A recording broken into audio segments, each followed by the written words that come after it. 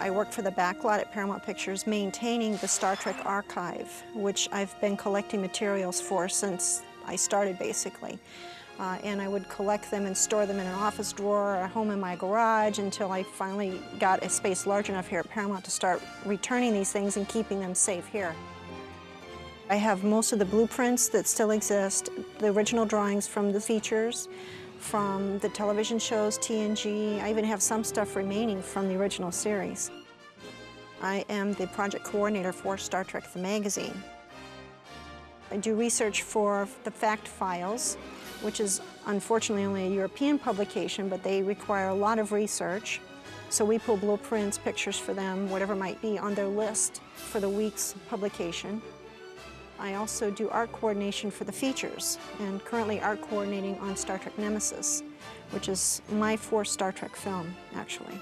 So I have a multitude of Star Trek jobs, and just very happy. I have a hobby for a job. On the new feature, Star Trek Nemesis, when that show started up, I kept all the records and logs and documents of where everything was stored and by whom from Star Trek IX, from Star Trek Insurrection. I have all the records from the prop master, wardrobe, set dressing, what the containers were marked. This is box number 6 contains this particular item. I kept all of those records, and probably the only one that did. So rather than having to find all of these people from the last movie, it's all stored in drawers here on the lot and available for the production designer's use. There is literally 35 years worth of material. Models, props, set dressing, set pieces, walls. There's at least 5 to 6 warehouses that contain material from Star Trek. This is one of the numerous rooms in one of the numerous warehouses that Paramount owns, where we store multiple containers, as you can tell, of models from various features and television shows, miniatures, model ships, furniture, set dressing, wall pieces, and it just goes on and on. It's kind of like the end of the scene with Indiana Jones, where you have that huge warehouse and it just goes on forever. That's kind of what it looks like here. As an example, one of the redresses that we do, and because of the expense of the models, we will change the name on it rather frequently. This was the Excelsior at one time, and now is the USS Frederickson.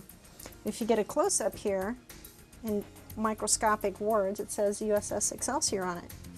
So that'll be used repeatedly, and or what they may do also is take the CGI and change it on just on the video film instead of changing the model itself.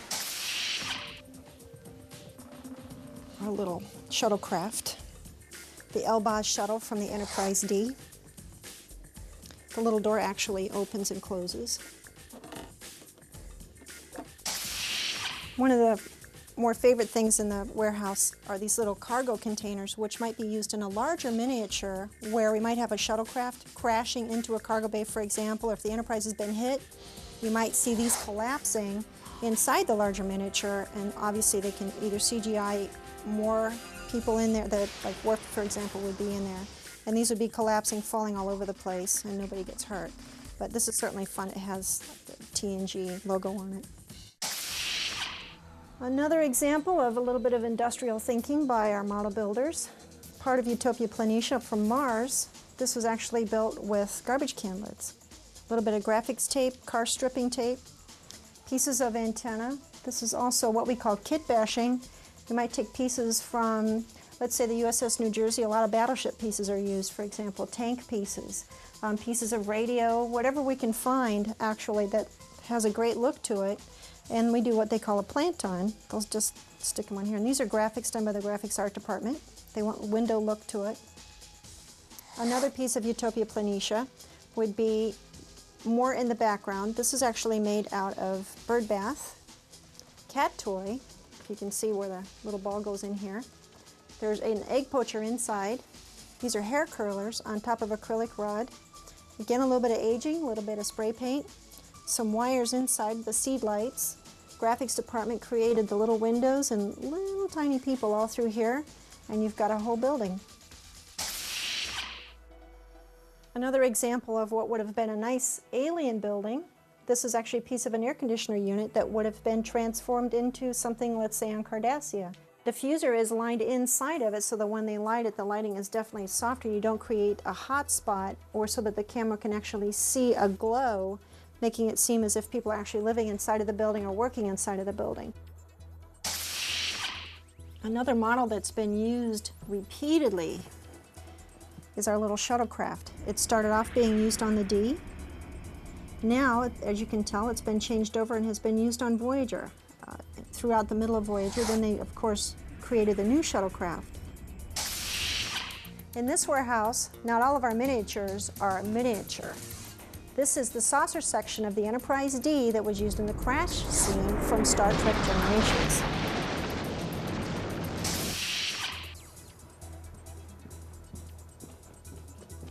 Here goes a Borg. One of the better examples of kit bashing and miniatures is the Dyson Sphere. This was used in an episode called Relics. And if you were to look back here, this is on a pallet, and there's at least 10 other pieces to this. In order to save time and hours, the model makers will actually create a master mold. They'll actually take the pieces of the models that they're using. They'll create one piece and make one after another, after another, after another by using vacuum forming, or they will mold resin, and that way they don't have to keep reproducing the same thing over and over again. So you can only imagine how much work went into something this size, a long times 10, like a giant jigsaw puzzle basically. One of the better recognized space stations that I have at the warehouse is lovingly known as the Mushroom.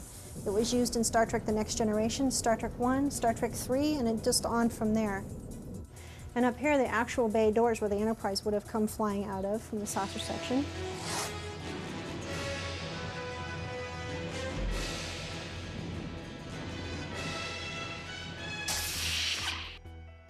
A lot of people may not realize that in Star Trek II, a special effect that was used was in Chekhov's ear, when the earwig actually came pouring out after they had stunned him.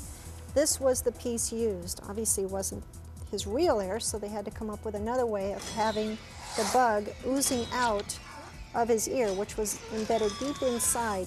Ow! I think he's still in there, actually. Oh. Used in Star Trek II. This is the space station, regular one. And in case you didn't recognize it, it was also used in Star Trek 1, but the reason you may not recognize it is because it was actually used upside down. Could you turn me right side up again, please? Thank you. Star Trek fans will probably recognize pieces of the Reliant, and more often than not, we actually do have to blow up ships.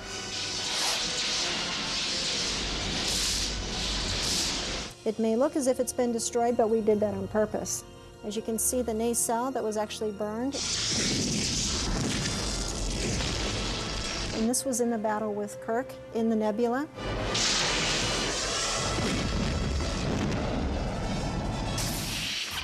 I have a trivia question for you. What's wrong with this picture? This is the 6-foot Enterprise D used throughout the 7 years of Star Trek The Next Generation, and also in Generations itself. If you look closely, you can see the different shades of blues that are applied in order to give it a metallic appearance. Over here, if you look, you'll see the escape pod doors, shuttle bay doors, and the first half of our answer, Enterprise D. If you go to the front of the ship, you can actually see the other half of our answer, Enterprise E. Why do you think that is? We also have props at this warehouse. One of the more fun ones is this Borg energy pack that was used in First Contact. If you recall, the Borg took over the deflector shield on top of the Enterprise ship. They were carrying these on their back, and they're actually made out of bird feeders. And inside, we placed a fluorescent tube, which we left on the packaging of the fluorescent tube, painted it a bright bronze gold color, wrapped it with an amber gel, and then lit it. The same bird feeders were also used as Starfleet tram cars in many episodes of Star Trek The Next Generation, and we also used them as organic sample containers from Deep Space Nine and Voyager. So if you pay real close attention, you can see these bird feeders throughout numerous episodes and movies. This is a Klingon disruptor. And this is one of the items as an example that I keep in storage that's been used many, many times throughout the history of Star Trek, and probably one of the more prized props that I really cherish just even being able to touch. This is actually made in a few pieces. The barrels come apart. Hand painted, typically they do a little bit of airbrushing and then it's rubbed with rub-and brush. It's just a little tube paint. And they do get touched up from time to time. The next time we'll use it, if it's a little bit too beat up from being used, then they'll touch it up a little bit as they need it. But we want the Klingon stuff to look a little rugged. This is a Klingon disruptor rifle used in many, many countless episodes and features. And we just reuse the same props over and over because the Klingons pretty much don't change.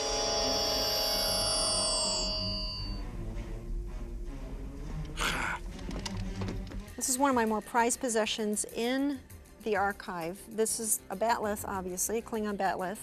Dan Curry designed these, and they've been used from the very beginning.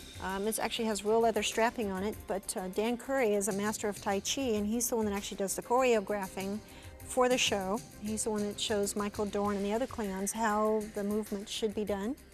And actually, this is made out of rubber so that the actors can't hurt themselves. It's really done pretty well. It looks like aluminum or brushed aluminum or something, and technically would have been made out of Damascus steel. What is this? A bat'leth. It belonged to my father. It has been in our family for 10 generations. Let me hold it. This one I don't lend out to anybody, actually. This is going to stay in the archive, and I let people take pictures of it and hold it, but that's pretty much not going any further than there.